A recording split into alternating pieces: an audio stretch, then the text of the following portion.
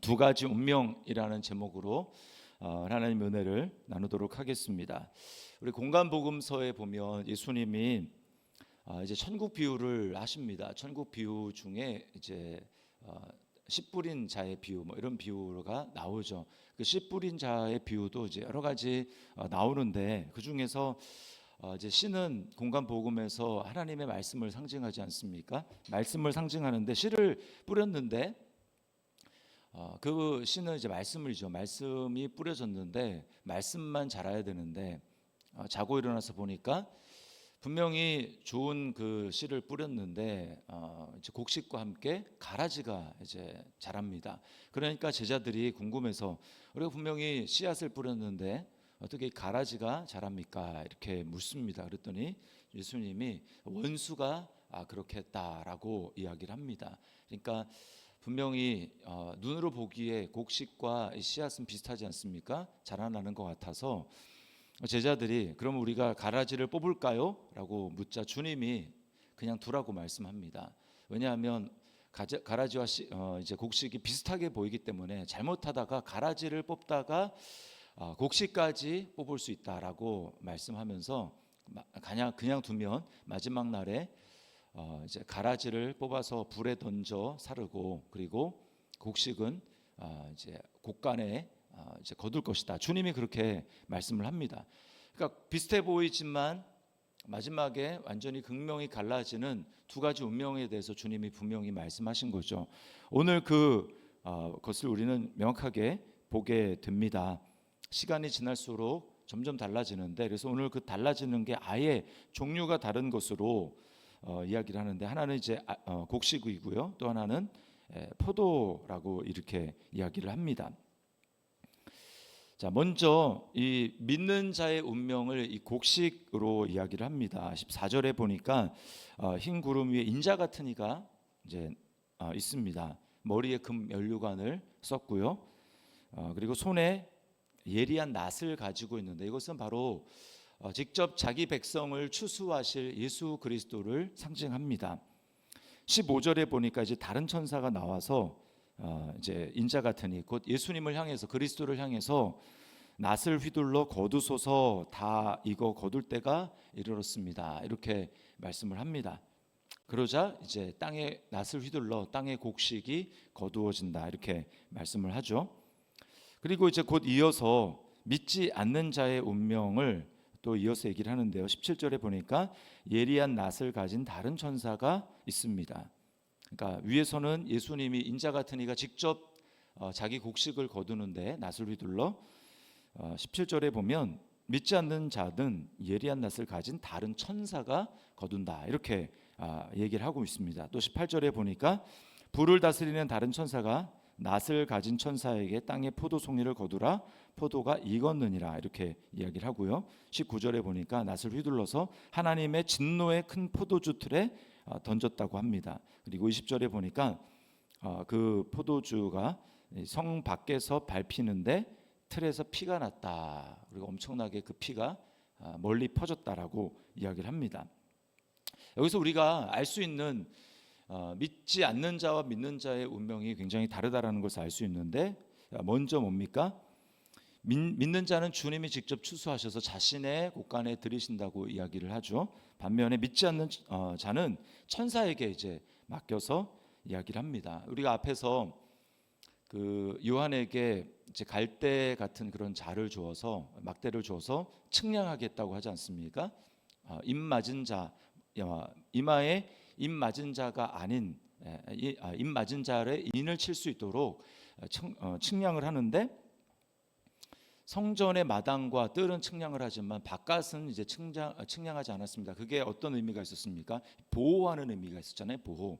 마찬가지로 하나님의 자녀들은 하나님이 직접 보호하시지만 예수님이 직접 보호하시지만 그렇지 않는 믿지 않는 사람들은 보호받지 못할 것을 여기서 보여주는 것입니다.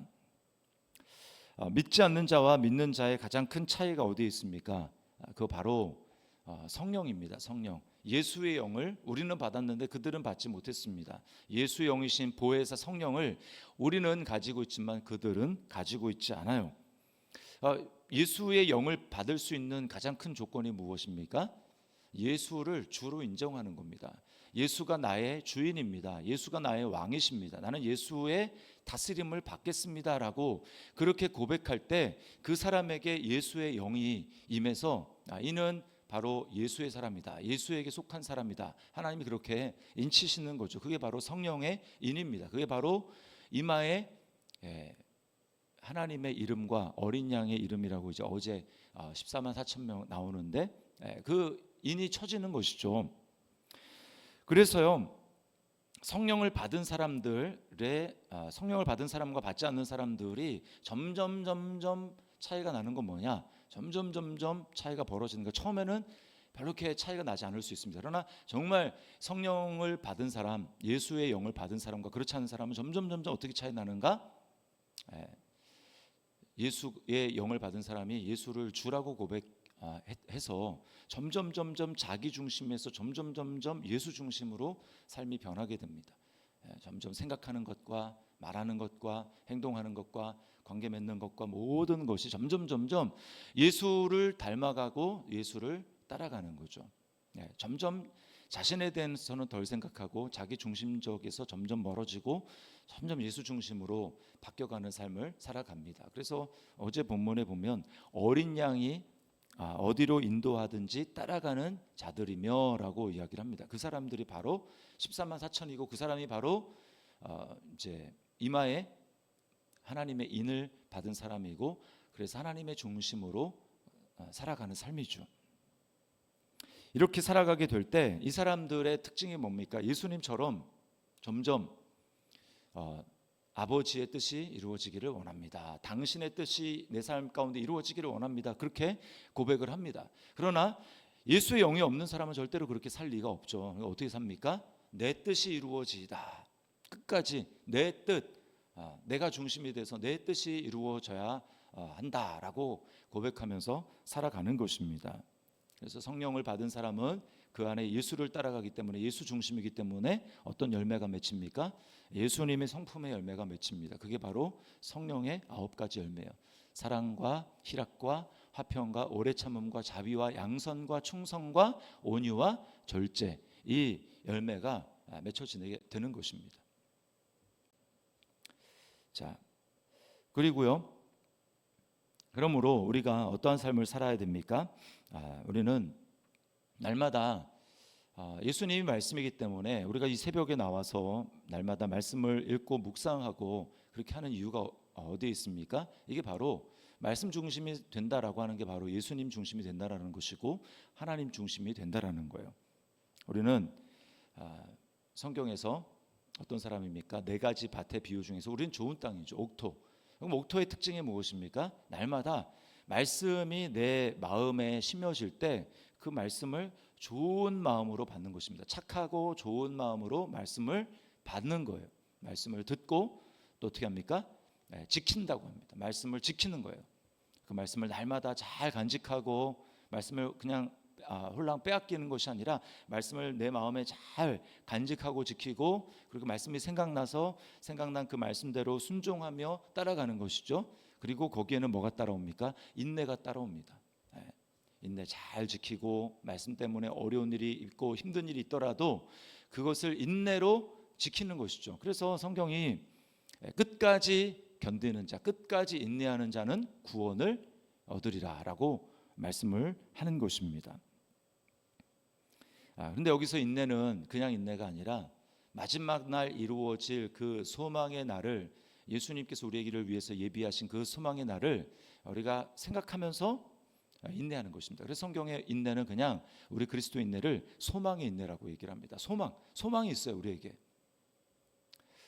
우리 예수님이 다시 오시면 내가 모든 죄를 벗고 예수님과 같이 변화될 그리고 예수님을 하나님을 있는 모습 그대로 볼 것을 우리가 기대하는 그 소망이 있는 것이죠. 예수님처럼 변화될 그 소망. 그리고 요한일서에서는 이 소망을 가진 자마다 그의 깨끗하심과 같이 자기를 깨끗하게 하느니라 이렇게 얘기를 합니다. 예수님이 거룩하고 깨끗하신 것처럼 내가 예수님처럼 변화될 그 소망을 가지고 있기 때문에 비록 연약하고 부족하고 그렇지만 날마다 돌이키고 날마다 예수님께로 내 삶을 돌이키고 내 마음을 돌이키고 내 생각을 돌이키고 그렇게 우리가 소망 가운데 나아가는 것이죠.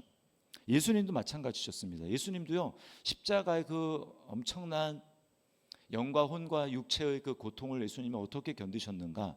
히브리서 12장 2절에 보면 자기 앞에 있는 기쁨을 위하여 십자가를 참으사 이렇게 말합니다. 자기 앞에 있는 기쁨, 내가 사랑하는 자들이 이제 죄와 죽음에서부터 완전히 건짐을 받고 이제 곧 아버지와 또 천사들과 그 모든 죄악의 고통에서 벗어나 하나님과 함께 영원한 영광과 그 기쁨과 즐거움을 누리게 될 그 영광스러운 기쁨을 생각하면서 주님이 내가 그것을 이룬다, 그 기쁨을 가지고 주님이 십자가를 참으실 수 있었던 것입니다. 우리도 마찬가지죠. 그래서 인내는 소망의 인내입니다. 날마다 말씀 가운데 인내하면서 그 소망을 생각하면서 우리가 예수님을 따라 살아가는 삶을 사는 것이죠. 그리고 마지막 세 번째는 우리가 저 사람들은 어차피 하나님의 진노의 틀에 밟혀서 죽을 사람들이야 라고 하는 것이 아니라 우리가 예수님처럼 그들의 영혼을 바라볼 때 긍휼히 여기고 불쌍히 여기는 마음으로 우리가 복음을 전해야 합니다. 계속해서 그들이 하나님의 알곡이 되도록, 예수님의 알곡이 되도록 우리가 복음을 전하는 삶, 복음의 씨를, 말씀의 씨를 뿌리는 삶을 살아야 합니다. 디모데후서 4장 2절에 너는 말씀을 전파하라. 때를 얻든지 못 얻든지 항상 힘쓰라. 범사의 오래 참음과 가르침으로 경책하며 경계하며 권하라. 우리가 이 새벽에 우리 주변에 구원받아야 될 사람, 아직 뭐 교회를 나오는 것 같고 또 그렇게 하지만 정말 예수 어린 양이신 예수를 따라가는 자인가, 정말 자기 중심을 내려놓고 예수 중심, 하나님 중심으로 그렇게 살아가는가, 하나님의 영광을 위해서 살아가는가. 그렇지 못한 영혼들을 위해서 우리가 기도해야 되는 것입니다. 우리가 수련회를 위해서 기도해야 될 이유가 여기 있고요, 우리 자녀들을 위해서 기도해야 될 이유가 여기 있고요, 또 우리 주변에 있는 사람들을 이름을 하나님 앞에 불러가면서 주님 저들을 불쌍히 여겨주시고 저들이 예수 그리스도의 그 곳간에, 천국의 곳간에 알곡으로 추수될 수 있도록 하나님 나의 기도를 사용하여 주시고 은혜를 베풀어 주옵소서. 우리가 믿음으로 기도할 때 조지 뮬러의 친구를 위해서 50년이 기도했다고 하지 않습니까? 그리고 마침내는 그가 죽은 이후에도 하나님 앞에 믿음으로 기도했던 그 기도의 씨가 반드시 거두어지는 그런 은혜, 그것을 우리가 기대하면서 믿지 않는 자들을 위해서 기도해야 될 것입니다. 지금 하나님 앞에 나와서 예배하지 않는 영혼들을 위해서 우리가 기도해야 될 것입니다.